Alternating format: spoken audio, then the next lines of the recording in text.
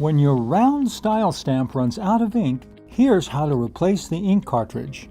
Compress the stamp just enough to relieve the ink pad from the rubber stamping surface.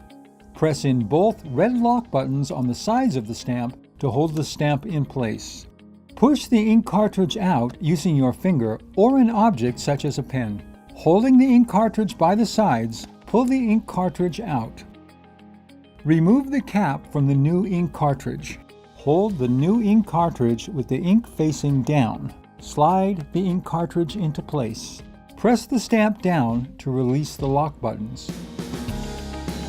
Your round style stamp is now ready to be used for a flawless impression.